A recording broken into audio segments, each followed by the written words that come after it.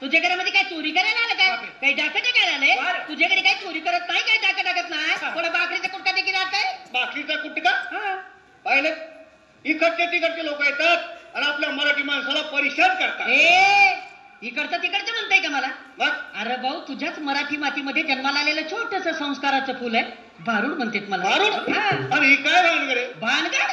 अरे माणसांनी भानगडी करू नये म्हणून संतांनी काढलेल्या प्रबोधनाच्या कारखान्यातलं प्रोडक्शन म्हणजे भारूड. देणं थोडं भाकर. भाकर घेतलं काही नाही. काय नाही? अरे नाही द्यायचं ते देऊ नको, पण मी काय म्हणतो ते ऐकून तर घेशील की नाही? कारण तू जर ऐकून घेतलं ना हसू आला भाऊ तुला? मला कसं काय? अरे तुलाच नाही, इथं जमलेल्या सगळ्यांना बुरगुंडा होईल. बुरगुंडा म्हणजे तुला काय वाटलं? मुलं बाळ? अरे भाऊ, बुरगुंडा म्हणजे लेकरं बाळ नाही. अरे बाबा, बुरगुंडा म्हणजे आमचं भाषेमध्ये बुरगुंडा या शब्दाचा अर्थ आहे ज्ञान. तुला ज्ञान होईल की 4 युगाने 10 अवतार आमच्याच करत्यामध्ये असतात. तुझे आहे तुझ्या पाशी, परंतु तू जागा चुकलाशी, आणि तीच चुकलेली जागा दाखवण्यासाठी संतांनी ग्रंथांचं, भारुडांचं, वाङ्मयांचं निर्मिती केलेलं आहे. भाऊ मला सांग, एखाद्या वेळी ग्रंथ जुनं झालं, त्याचा दुसरा आवृत्ती करतायत, भारूड जर फाटायला लागलं त्याचा झेरॉक्स करून ठेवतायत. परंतु मला सांग भाऊ, ज्या ग्रंथांचा संस्कार करून घेण्यासाठी या नरदेहाची प्राप्ती आम्हाला परमात्माने करून दिली, या नरदेहाचं झेरॉक्स मशीन झालं का रे भाऊ तयार?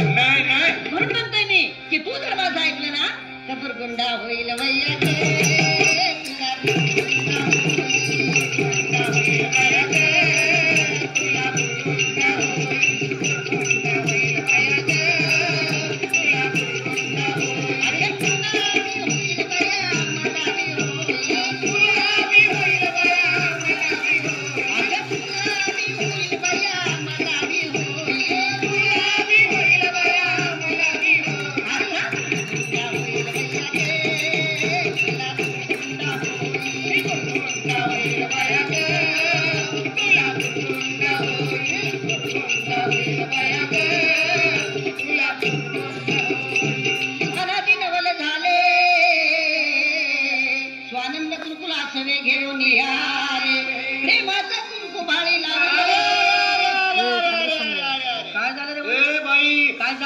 कुंकू विकायला आली काय? मग आता कुंकू नाही ऐकणार तर काय वाटतंय तुला? आमच्या माता बहिणी कुंकू लावत नाही. आमच्या आया बहिणी आता कुंकू नाही लावत नाही. काय लावते मग?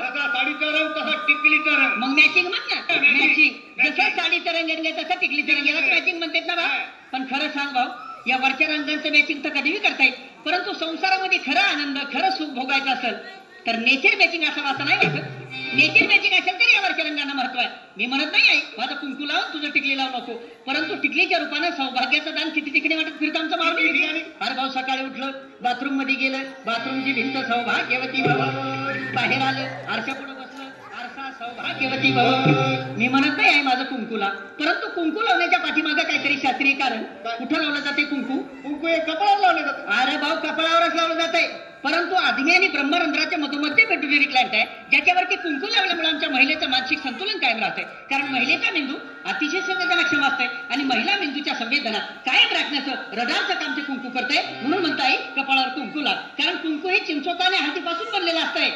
एखाद्या वेळी इंचू चावला रे भाऊ तर चिंचोका उगाडून लावून बघ, विंचवाचा धर उतरवण्याची ताकद त्या चिंचोक्यात आहे. मग खरं सांगाय, जर विंचवाचा धर उतरवण्याची ताकद त्या चिंचोक्यात आहे, तर त्याच चिंचोक्यापासून तयार झालेलं कुंकू जर तुझ्या कपाळावर लागलं तर तुझ्या डोक्यावरचं टेन्शन नाही का कमी होणार? बघ आई बघ, तुला कुंकू लावायचं सांगितल्याबरोबर पुरुषांनी टाळ्या वाजवायला सुरुवात केलं. पण पूर्वीच्या काळात आमच्या पुरुषांना बी शेंडी होता ना रे भाऊ. आता हाय शेंडी काय सापडत नाही. आता नाही शेंडी. शेंडी म्हणजे काय? शेंडी म्हणजे लांब केस. हे भाऊ, शेंडी म्हणजे लांब केस नाही. अरे बाबा, शेंडी म्हणजे माणसाच्या मेंदूरूपी टीव्ही मध्ये सद्विचारांचं प्रक्षेपण करणारा अँटेना. आता त्या अँटेनाच राहिलं नाही तर कसं रिमिक्स घुसणार नाही बाबा. आणि विशेष म्हणजे पुरुषांच्या त्या शेंडीरूपी अँटेनाद्वारे पुरुषांच्या डोक्यामध्ये फक्त एकच चॅनल चालतंय. कोणतं? ओनली मुंबई दूरदर्शन. म्हणजे पुरुषाला एकच काम असते की नाही, महिनाभर ड्युटी करणे आणि महिन्याचा पगार एका तारखेला घरामध्ये आणून बायकोच्या हातामध्ये देणे.